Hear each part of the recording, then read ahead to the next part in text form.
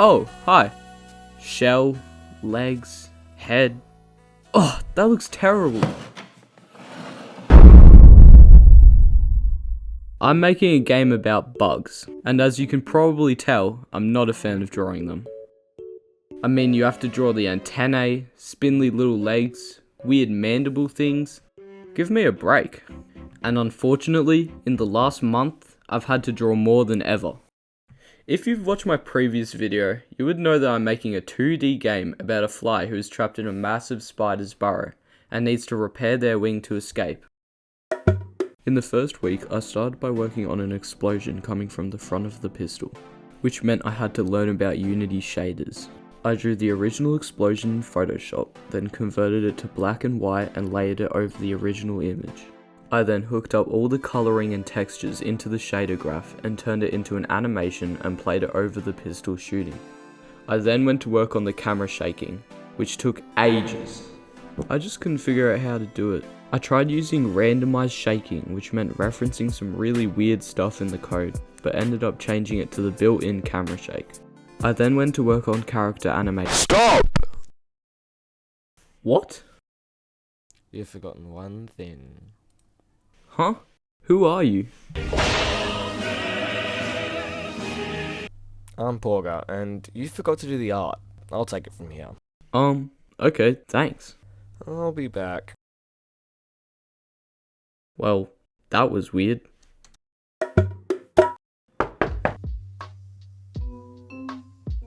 Hello? Your art. It's done.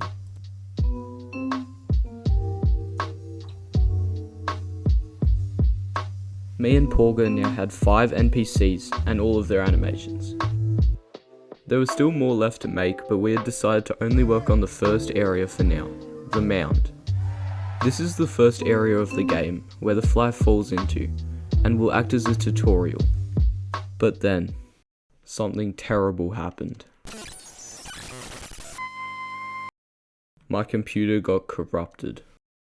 In the last moments of my laptop, I quickly grabbed a USB and with seconds left retrieved the files for the game. I couldn't save the videos, the audio or the previous script for this video.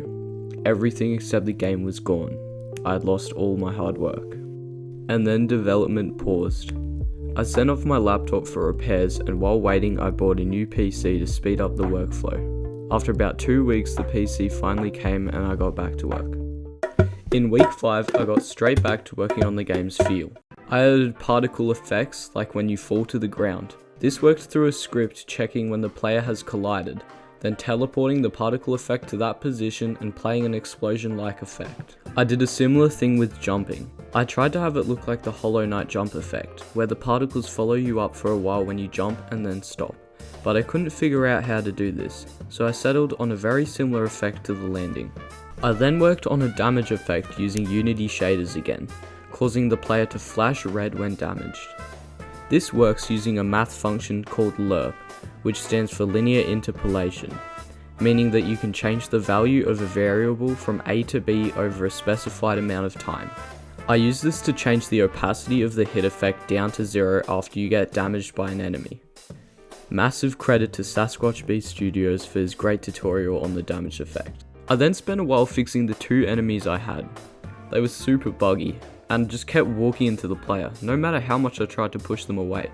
Eventually they angered me so much that I used the vector2.distance function to clamp how close they can get to the player. I then gave them 4 different states: idle, follow, patrol, and attack.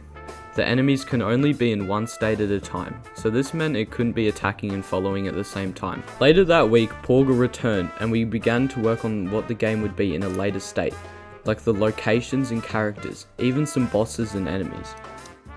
Planning is key, as it wouldn't be good to make up stuff as we went along, something that I've done with other projects. Porga also began to work on the world for the game, in a story sense, as well as writing down a massive mind map describing all of the areas in the game, and what will happen in them, as well as how they relate to the story of the game. He also wrote down heaps of lore, covering bosses like the army worm, scorpion, and Goliath beetle. In the final week, I decided to work on the things that I had procrastinated the most, like the final character animations. This included dashing and some little transitions. For the dash animation, I tried my best to capture the fly, putting in all his effort to dash forwards. I blatantly copied games like Ori and Hades for this animation, which was a good idea in the end because it now looks pretty cool. The fly pushes off from his back foot, then puts his arm backwards and flings himself forwards, before stopping and landing on his feet.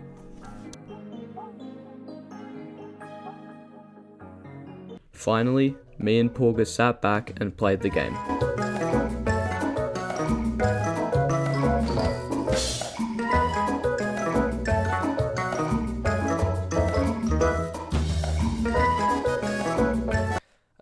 Where's the map?